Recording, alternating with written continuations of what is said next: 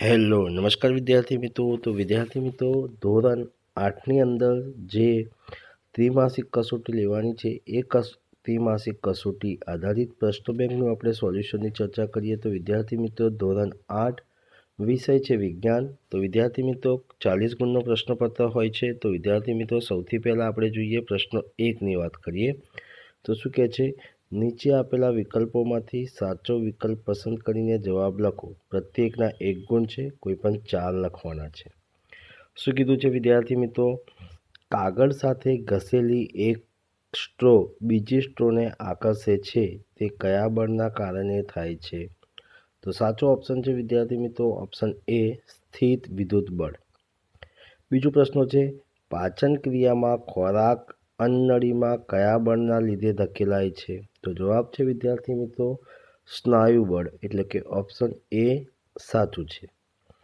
ત્રીજા નંબરનો પ્રશ્ન છે વિદ્યાર્થી મિત્રો, પાણીમાં ચાલતી સબમરીન ઉપર કયું ઘર્ષણ બળ લાગે છે? તો જવાબ છે વિદ્યાર્થી મિત્રો તરલ, ઓપ્શન બી સાચું છે. ચોથો પ્રશ્ન છે, ઘર્ષણ બળ શેના પર આધાર રાખે છે? તો અહીંયા સાચો ઓપ્શન છે વિદ્યાર્થી મિત્રો ઓપ્શન ડી, આપેલા તમામ. પાંચમો પ્રશ્ન છે, એક સ્થાનેથી બીજા સ્થાને કે આગળ પાછળ પદાર્થની ગતિ ખાલી જગ્યા કહે છે? તો જવાબ છે વિદ્યાર્થી મિત્રો સી, કંપન કહે છે. ત્યારબાદ વિદ્યાર્થી મિત્રો, આપણી પાસે નેક્સ્ટ પ્રશ્નો છે. એની અંદર કીધું છે આપણને કે ધ્વનિ પ્રસરણ કયા માધ્યમમાં થાય છે? તો જવાબ છે વિદ્યાર્થી મિત્રો ઓપ્શન ડી, આપેલા બધા જ. સાતમા નંબરનો પ્રશ્ન છે, નિસ્યંદિત પાણીમાં મીઠું ઉમેરવાથી તે વિદ્યુતનું ખાલી જગ્યા બને છે, તો શું વાહક બને છે? આઠમો પ્રશ્ન છે, ઇલેક્ટ્રોપ્લેટિંગ શેના પર આધારિત છે? તો જવાબ છે વિદ્યાર્થી મિત્રો ઓપ્શન બી, વિદ્યુતની રાસાયણિક અસર પર. ત્યારબાદ વિદ્યાર્થી મિત્રો, પ્રશ્ન 1નો બ છે, નીચે આપેલી ખાલી જગ્યા પૂરો. પ્રત્યેકના 1 ગુણ છે, કોઈ પણ આપણે 4 લખવાના છે. વિદ્યાર્થી મિત્રો, શું કીધું છે આપણને, હવા એ વિદ્યુતનો ખાલી જગ્યા છે તો મંદ વાહક છે. હવા વિદ્યુતનો મંદ વાહક છે. બીજો પ્રશ્ન છે, જો કોપરના દ્રાવણમાંથી વિદ્યુત પ્રવાહ પસાર કરવામાં આવે તો કોપર એ બેટરીના ખાલી જગ્યા છેડા સાથે તે જોડને પ્લેટ પર જમા થાય છે. તો જવાબ છે વિદ્યાર્થી મિત્રો ઋણ. ત્રીજો પ્રશ્ન છે, 1 સેકન્ડ દીઠ થતા દોલનની સંખ્યાના દોલન ખાલી જગ્યા કહે છે? તો આવૃત્તિ કહે છે. ચોથો પ્રશ્ન છે, પુરુષોમાં સ્વરતંતુઓ લગભગ ખાલી જગ્યા લાંબા હોય છે? તો 20 લાંબા હોય છે. ત્યારબાદ વિદ્યાર્થી મિત્રો, નેક્સ્ટ પ્રશ્ન આવે છે આપણી પાસે 5મા નંબરમાં, તારોને કાચા વાળ રાખવાથી ખાલી જગ્યા વધારી શકાય છે? તો ઘર્ષણ વધારી શકાય છે. છઠ્ઠો પ્રશ્ન છે, કોઈપણ પદાર્થ કે વસ્તુને પૃથ્વી પોતાની તરફ ખેંચે છે, આ બળને ખાલી જગ્યા કહે છે? તો જવાબ છે વિદ્યાર્થી મિત્રો ગુરુત્વાકર્ષણ બળ કહે છે. ત્યારબાદ પ્રશ્ન 1નો ક છે, નીચે આપેલા વિધાનમાંથી ખરાની નિશાની અને ખોટા વિધાન સામે ખોટાની નિશાની. પ્રત્યેકના 1 ગુણ છે. 4 ગુણના પ્રશ્નો છે, એટલે 4 આપણે લખવાના છે. આપણા શરીરના અંદરનું દબાણ વાતાવરણના દબાણ જેટલું હોય છે, તો આપેલું વિધાન સાચું છે. 2 સપાટીઓ વચ્ચે સાપેક્ષ ગતિનો વિરોધ કરે છે, તો સાચું છે. ત્રીજો પ્રશ્ન છે, ધ્વનિ શૂન્ય અવકાશમાં પ્રસરી શકતો નથી, તો આપેલું વિધાન બિલકુલ સાચું છે. ચોથો પ્રશ્ન છે, 80 ડેસિબલથી વધારે પ્રબળ ધ્વનિ શારીરિક રીતે કષ્ટદાયક હોય છે, તો આપેલું વિધાન બિલકુલ સાચું છે. 5મો પ્રશ્ન છે, કોપર સલ્ફેટના દ્રાવણમાં વિદ્યુત પ્રવાહ પસાર કરતા તેમાં રાખેલી તાંબાની પ્લેટોમાંથી છૂટું પડતું તાંબુ ધન છેડા સાથે જોડાયેલા ઇલેક્ટ્રોનિક્સ તરફ આકર્ષાય છે, તો આપેલું વિધાન કેવું છે? બિલકુલ ખોટું છે. ત્યારબાદ વિદ્યાર્થી મિત્રો, પ્રશ્ન 2 આવે છે, નીચે આપેલા પ્રશ્નોના જવાબ એક વાક્યમાં ઉત્તર લખો. કોઈ પણ 4 લખવાના છે. પહેલો જ પ્રશ્ન છે, બિન સંપર્ક બળના ઉદાહરણ આપો. તો જવાબ છે વિદ્યાર્થી મિત્રો ચુંબકીય બળ, સ્થિત વિદ્યુત બળ અને ગુરુત્વાકર્ષણ બળ. બીજો પ્રશ્ન છે, બળ પદાર્થ પર પદાર્થના આકાર પર શી અસર કરે છે? તો પદાર્થ પર બળ લગાડવાથી પદાર્થનો આકાર બદલાય છે. ત્રીજો પ્રશ્ન છે, ઘર્ષણ બળની દિશા કઈ હોય છે? તો જવાબ છે વિદ્યાર્થી મિત્રો, ઘર્ષણ બળની દિશા પદાર્થની દિશાની વિરુદ્ધ દિશામાં હોય છે. ચોથો પ્રશ્ન છે, ઘર્ષણ કેટલા પ્રકારના હોય છે? તો જવાબ છે વિદ્યાર્થી મિત્રો, ઘર્ષણ મુખ્ય 3 પ્રકારના હોય છે: સ્થિર ઘર્ષણ, લોટન ઘર્ષણ, સરકતું ઘર્ષણ. પાંચમો પ્રશ્ન છે, કંપ વિસ્તાર કોને કહેવાય? તો જવાબ છે વિદ્યાર્થી મિત્રો, કોઈપણ દોલનના કંપનના વિસ્તારને કંપ વિસ્તાર કહે છે. ત્યારબાદ વિદ્યાર્થી મિત્રો આપણી પાસે આવે છે પ્રશ્ન 2 બ. નીચે આપેલા જોડકા યોગ્ય રીતે જોડો. પ્રત્યેકના 2 ગુણ છે, કોઈ પણ 2 લખવાના છે, 4 ગુણનો છે. તો વિદ્યાર્થી મિત્રો અહીંયા એ વિભાગ અને બી વિભાગને આપણે જોડવાનું છે. સંપર્ક બળ, તો સંપર્ક બળ વિદ્યાર્થી મિત્રો આપણી પાસે આવે છે ચુંબકીય બળ. અસંપર્ક બળ, તો વિદ્યાર્થી મિત્રો ચુંબકીય બળ આવે છે. સંપર્ક બળ તો સ્નાયુ બળ આવે છે. એકમ ક્ષેત્રફળ લંબરૂપે લાગતા બળને કયું બળ કહેવામાં આવે છે? વિદ્યાર્થી મિત્રો દબાણ કહેવામાં આવે છે. દરેક પદાર્થ પર લગાડે છે તો ગુરુત્વાકર્ષણ બળ દરેક પદાર્થ ઉપર લગાડે છે. તો પહેલાનો સી, બીજાનો ડી, ત્રીજાનો બી અને ચોથાનો એ. ત્યારબાદ બીજો વિકલ્પ છે વિદ્યાર્થી મિત્રો વિભાગ અ અને વિભાગ બને જોડવાનો છે. ક્ષેત્રફળનો એકમ તો મીટર સ્ક્વેર છે. સ્થિત વિદ્યુત બળ, તો જવાબ છે વિદ્યાર્થી મિત્રો અસંપર્ક બળ છે. બળનો એકમ તો વિદ્યાર્થી મિત્રો ન્યૂટન આવે છે. અને વાતાવરણનું દબાણ તો જમીનની સપાટી. તો જવાબ જોઈએ તો વિદ્યાર્થી મિત્રો પહેલાનો બી, બીજાનો સી, ત્રીજાનો ડી અને ચોથાનો એ.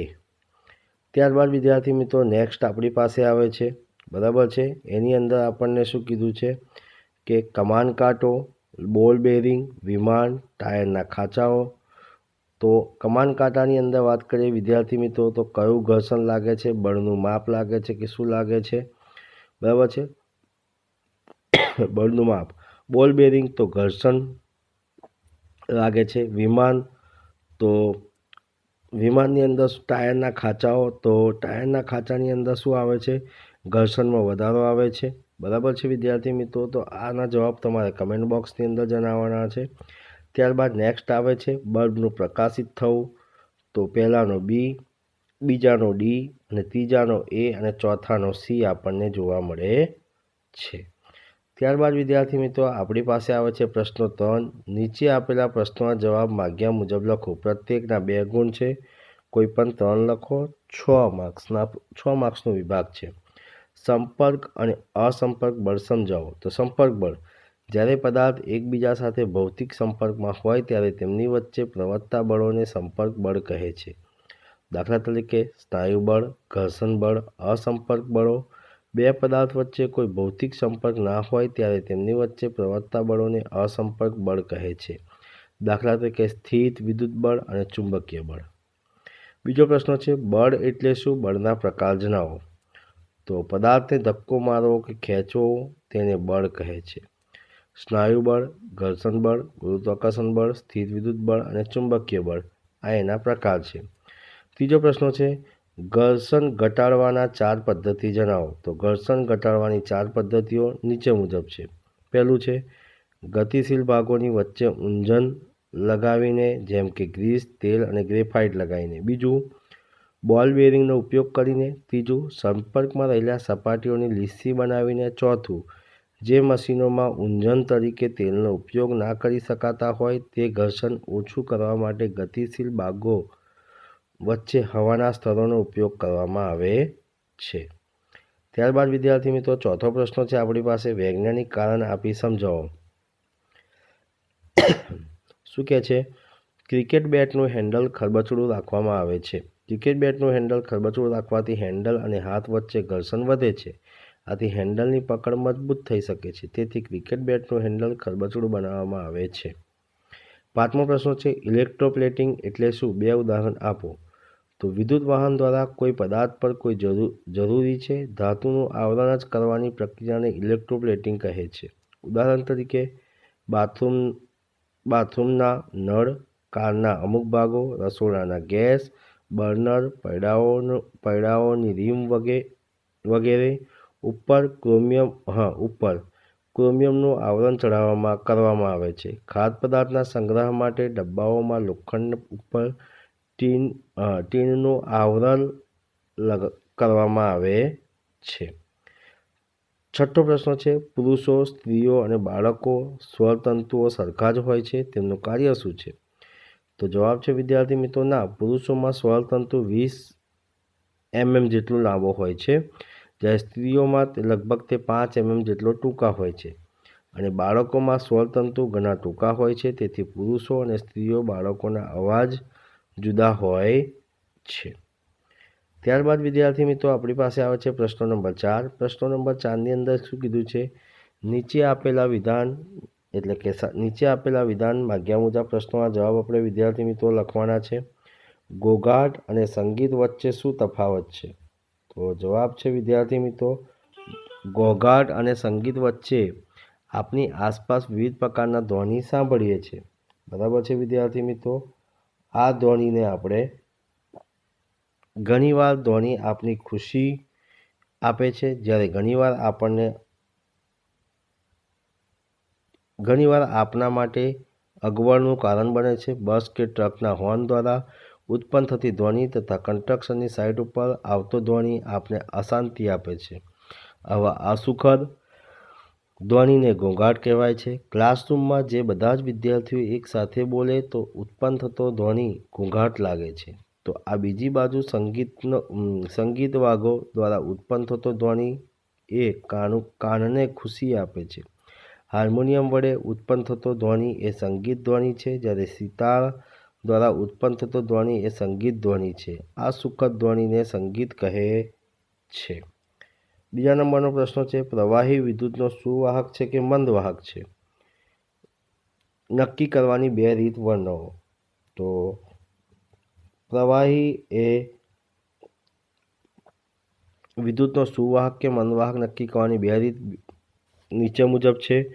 વિદ્યુત વાર્તા ચકાસવા માટે ટેસ્ટરમાં વિદ્યુત બલ્બનો ઉપયોગ કરવામાં આવે છે. બલ્બને ટેસ્ટરના પરિપથમાં જોડવામાં આવે છે. તેથી જે પદાર્થ કે પ્રવાહી વિદ્યુતનું વાહક હોય તો તે ટેસ્ટરનો પરિપથ પૂર્ણ થાય છે અને વિદ્યુત પ્રવાહની ઉષ્મીય અસરના લીધે બલ્બના ફિલામેન્ટ ઊંચા તાપમાન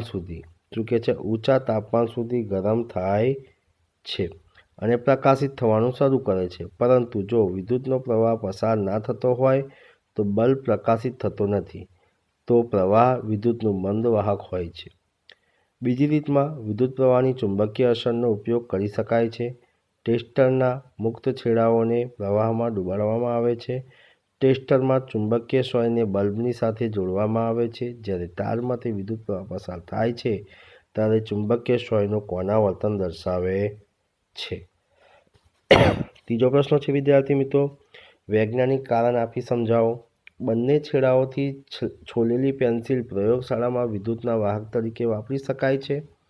તો જવાબ છે વિદ્યાર્થી મિત્રો, જ્યારે પેન્સિલના બંને છેડાઓ છોડવામાં આવે છે ત્યારે તે બંને છેડા પાસે પેન્સિલની અણી જે ગ્રેફાઇટના દ્રવ્યની બનેલી છે તે ખુલ્લી થાય છે. ગ્રેફાઇટનો વિદ્યુતનો વાહક છે, તેથી બંને છેડાએથી છોલેલી પેન્સિલ પ્રયોગશાળામાં વિદ્યુતના વાહક તરીકે વાપરી શકાય છે. ચોથો પ્રશ્ન છે, સ્નાયુબળ એટલે શું? તેના ઉપયોગ ક્યાં થાય છે? તો જવાબ છે વિદ્યાર્થી મિત્રો, સ્નાયુબળ એ જ આપણે બધી પ્રવૃત્તિઓ કરવા યોગ્ય બનાવે છે. બાલટી ઉંચકવી, સ્કૂલ બેગનો ધક્કો મારવો વગેરે બળ આપણા શરીરના સ્નાયુઓ દ્વારા થાય છે. આપણા સ્નાયુઓની ક્રિયાના લીધે લાગતા બળને સ્નાયુબળ કહે છે. પાચન ક્રિયામાં ખોરાકના અન્નનળીમાં ધકેલાય છે તે સ્નાયુબળ દ્વારા થાય છે. શ્વસન પ્રક્રિયામાં શ્વાસ લેતી વખતે અને બહાર છોડતી વખતે ફેફસાં ફૂલે છે અને સંકોચાય છે. શ્વસન ક્રિયાને શક્ય બનાવે તે સ્નાયુઓ શ્વાસનળીમાં આવેલી હોય છે. પ્રાણીઓ પણ તેમના શારીરિક ક્રિયા અને બીજું કાર્ય કરવા માટે સ્નાયુબળનો ઉપયોગ કરે છે. આપણે વિવિધ કાર્યો ગધેડા, ઊંટ જેવા પ્રાણીઓનો ઉપયોગ કરવામાં આવે છે. આ કાર્ય કરવા માટે તે સ્નાયુબળનો ઉપયોગ થાય છે. ત્યારબાદ વિદ્યાર્થી મિત્રો પ્રશ્ન નંબર 5 આવે છે, દર્શાવો કે કેવી રીતે ઘર્ષણ મિત્ર અને શત્રુ બંને છે. તો ઘર્ષણ મિત્ર છે. ઘર્ષણના ફાયદા નીચે મુજબ છે. ઘર્ષણના લીધે રસ્તા પર સરળતાથી ચાલી શકાય છે. ઘર્ષણના લીધે બ્લેકબોર્ડ પર ચોકથી અને પેન કે પેન્સિલથી નોટમાં લખી શકાય છે. ઘર્ષણના લીધે દિવાલોમાં ખીલી ઠોકી શકાય છે. ઘર્ષણ શત્રુ છે. ઘર્ષણના ગેરફાયદા નીચે મુજબ છે. ઘર્ષણના લીધે વસ્તુઓ ઘસાઈ જાય છે. મશીનોનો ઉપયોગ કરતી વખતે ઘર્ષણને લીધે ઉષ્મા ઉત્પન્ન થાય છે, તેથી થોડી ઉર્જા વેડફાઈ જાય છે. મશીનના કેટલાક ભાગોનું નુકસાન પણ પહોંચે છે. ઘર્ષણને લીધે ગતિશીલ વસ્તુઓની ગતિ અવરોધાય છે, તેથી તેમની ઝડપ ઘટે છે. ત્યારબાદ વિદ્યાર્થી મિત્રો આપણી પાસે આવે છે પ્રશ્નો 5. નીચે આપેલા પ્રશ્નોના જવાબ માગ્યા મુજબ લખો. પ્રત્યેકના 4 ગુણ છે, કોઈ પણ 2 લખવાના છે. 8 ગુણનો પ્રશ્ન છે. સ્થિત વિદ્યુત બળની હાજરી જણાવી અને વિદ્યુત ભારિત વસ્તુઓની ગતિની અવસ્થા પર તેની અસર સમજાવો. હેતુ: સ્થિત વિદ્યુત બળની હાજરી જણાવી અને વિદ્યુત ભારિત વસ્તુઓની ગતિની અવસ્થા પર તેની અસર સમજાવી. સાધનો: ટેબલ, કાગળના ટુકડા, સ્ટ્રોનો ટુકડો. પદ્ધતિની વાત કરીએ તો પ્લાસ્ટિક એક સ્ટ્રો લો, તેને લગભગ 2 સરખા ટુકડા કરો. એક દોરી મદદથી એક ટુકડાને કોઈ ટેબલની ધાર પરથી લટકાવો. હવે સ્ટ્રોની બીજા ટુકડાને પોતાની હાથમાં પકડો, તેને મુક્ત છેડે કાગળના ટુકડા સાથે ઘસો. સ્ટ્રો ઘસેલા છેડાને લટકાવેલા સ્ટ્રો પાસે લાવો. 2 ટુકડાઓ એકબીજાને સ્પર્શે નહીં તેનું ધ્યાન રાખો. તમને શું જોવા મળ્યું? હવે લટકાવેલા સ્ટ્રોના મુક્ત છેડા કાગળના ટુકડા સાથે ઘસો. ફરીથી અગાઉ કાગળ સાથે ઘસેલા સ્ટ્રોનો ટુકડા લટકાવેલા સ્ટ્રોના મુક્ત છેડા પાસે લાવો. હવે તમને શું જોવો છો? અવલોકન વિદ્યાર્થી મિત્રો, આકૃતિ તમને બતાવી છે ટેબલમાં. પ્રથમ કિસ્સામાં સ્ટ્રો બીજા ટુકડાના કાગળ પર ઘસ્યા બાદ લટકાવેલા સ્ટ્રો નજીક લાવવામાં આવે છે, ત્યારે લટકાવેલો સ્ટ્રો ટુકડાના બીજા ટુકડાને નજીક ઘસવા લાગે છે, જે બંને વચ્ચે આકર્ષણ સૂચવે છે. બીજા કિસ્સામાં લટકાવેલા ટુકડાને કાગળ પર ઘસવામાં આવે, પછી કાગળ પર ઘસેલી બીજો ટુકડો લટકાવેલા ટુકડાની નજીક લાવવામાં આવે તો લટકાવેલો ટુકડો બીજા ટુકડાથી દૂર તરફ ખસવા લાગે છે, જે બંને વચ્ચે અપાકર્ષણ સૂચવે છે. નિર્ણય: તો સ્ટ્રોના ટુકડા કાગળ પર ઘસવાથી સ્ટ્રો વિદ્યુતભારિત બને છે, અર્થતા તેના પર સ્થિત વિદ્યુતભાર પ્રસ્થાપિત થાય છે. જ્યારે બંને સ્ટ્રો વચ્ચે આકર્ષણ થાય છે, ત્યારે બંને સ્ટ્રો પણ વિરુદ્ધ પ્રકારના વિદ્યુતભાર જન્મે છે અને અપાકર્ષણ થાય છે ત્યારે સમાન પ્રકારના વિદ્યુતભારો જન્મે છે. તેથી સ્પષ્ટ થાય છે કે અસમાન વિદ્યુતભાર વચ્ચે આકર્ષણ અને સમાન વિદ્યુતભાર વચ્ચે અપાકર્ષણ બળ પ્રવર્તે છે. બીજો પ્રશ્ન છે, ધ્વનિ તીનાપણાને આવૃત્તિ દ્વારા કેવી રીતે કરવામાં આવે છે? ઉદાહરણ આપી સમજાવો. તો જે કંપનની આવૃત્તિ વધારે હોય તે અવાજ તીનો હોય છે અને પીચ વધારે હોય છે. જે કંપનની આવૃત્તિ ઓછી હોય છે તેનો અવાજ તે ધ્વનિનો પીચ ઓછી હોય છે. ઉદાહરણ તરીકે, ડ્રમ એ ઓછી આવૃત્તિનું કંપન કરે છે, તેથી ઓછા પીચવાળા ધ્વનિ ઉત્પન્ન કરે છે. બીજું, સીસીટીવી આવૃત્તિ વધારે હોય છે, તેથી તે વધારે પીચવાળા ધ્વનિ ઉત્પન્ન કરે છે. ત્રીજું, પક્ષીઓ ઊંચા પેચવાળા ધ્વનિ ઉત્પન્ન કરે છે, જ્યારે સિંહ ગર્જના પ્રબળ હોય છે પણ તેનો પીચ ઓછો હોય છે. આમ બાળક ધ્વનિની આવૃત્તિ પુખ્ત વય વ્યક્તિ કરતાં વધુ હોય છે અને સ્ત્રીની અવાજની આવૃત્તિ પુરુષના અવાજ કરતાં વધુ હોવાથી સ્ત્રીનો અવાજ તીનો હોય છે. તો ત્યારબાદ વિદ્યાર્થી મિત્રો આપણી પાસે આવે છે પ્રશ્ન નંબર 3. પ્રશ્ન નંબર 3ની અંદર શું કહે છે? તરલ ઘર્ષણ વિશે સમજૂતી આપો અને તેના ઘટાડવા માટે એક પ્રયત્ન વર્ણવો. તો જવાબ છે વિદ્યાર્થી મિત્રો, તરલ ઘર્ષણ જે વહી શકે છે તેને તરલ કહે છે. પ્રવાહી અને વાયુ બંને સામાન્ય નામ તરલ છે. હવા, વાયુ અને પાણી પ્રવાહીમાં પસાર થઈને ગતિ કરતી વસ્તુઓ પર લાગતા ઘર્ષણને તરલ ઘર્ષણ કહે છે. તરલોમાં ગતિ કરતી વસ્તુઓ પર લાગતા ઘર્ષણ બળને ડ્રેગ કહે છે. ડ્રેગનો આધાર તરલની સાપેક્ષ વસ્તુની ઝડપ, વસ્તુનો આકાર, તરલના પ્રકાર પર છે. ઘટાડવાનો પ્રયત્ન: વસ્તુઓ જ્યારે તરલમાં ગતિ કરે છે ત્યારે ઉર્જાનો વ્યય ઘટાડવા માટે તેને વિશિષ્ટ આકાર આપવામાં આવે છે, જેને ધારારેખી આકાર કહે છે. ઉદાહરણ: પક્ષીઓ અને માછલીઓ જેવા આકાર ધરાવતી વસ્તુઓ જેમ કે વિમાન ધારારેખી બનાવવામાં આવે છે, જેથી ઘર્ષણ ઓછું લાગે છે. ત્યારબાદ વિદ્યાર્થી મિત્રો આપણી પાસે આવે છે પ્રશ્ન નંબર 4. પ્રશ્ન નંબર 4ની અંદર શું કીધું છે? ઇલેક્ટ્રોપ્લેટિંગ પ્રક્રિયાની ઉપયોગિતા વર્ણવો. ઇલેક્ટ્રોપ્લેટિંગની પ્રક્રિયા નીચે મુજબ છે. વસ્તુનું રક્ષણ અને દેખાવ. ઉદ્યોગમાં ધાતુની વસ્તુ પર બીજી ધાતુનું સ્તર ચડાવવા, દાખલા તરીકે કારના ભાગો પર નળ, ગેસ બર્નર કે ક્રોમિયમનું પ્લેટિંગનો ઉપયોગ થાય છે, કારણ કે ક્રોમિયમ ચળકાટ ધરાવે છે અને તે કાટ લાગતો નથી. આભૂષણોની વાત કરીએ તો સોનાની સસ્તી વસ્તુઓ પર સોનું કે ચાંદીના ઢોળ ચડાવી સસ્તા આભૂષણો બનાવે છે, જે દેખાવમાં મોંઘા લાગે છે. ખાદ્ય સંગ્રહની વાત કરીએ તો લોખંડના ડબ્બાઓ પર ટીનનું ઇલેક્ટ્રોપ્લેટિંગ કરવામાં આવે છે, કારણ કે ટીન લોખંડ કરતાં ઓછું ક્રિયાશીલ છે, જેથી ખોરાક બગડતો નથી. ચોથું, મજબૂતી. પુલ અને વાહનોના લોખંડના ભાગોને કાટ અને ઘસારાથી બચાવવા માટે તેના પર ઝીંક કે અન્ય આવરણ ચડાવવામાં આવે છે. તો વિદ્યાર્થી મિત્રો, આ હતું ધોરણ 8 વિષય છે વિજ્ઞાન ત્રિમાસિક કસોટીનું પ્રશ્ન બેંકનું સોલ્યુશન. વિદ્યાર્થી મિત્રો આ એક મોડલ પ્રશ્ન બેંક છે. તો વિદ્યાર્થી મિત્રો આ જ પ્રમાણે તમારો પ્રશ્નો આવી શકે છે અને આની અંદર મોસ્ટ આઈએમપી પ્રશ્નો પણ આવી ગયા છે. તો વિદ્યાર્થી મિત્રો આ વિડીયો તમને ગમ્યો હોય તો લાઈક કરજો, શેર કરજો અને કમેન્ટ કરજો, અને ચેનલને સબસ્ક્રાઈબ ના કરી હોય તો સબસ્ક્રાઈબ કરવાનું પણ ભૂલતા નહીં. જય હિન્દ, જય ભારત.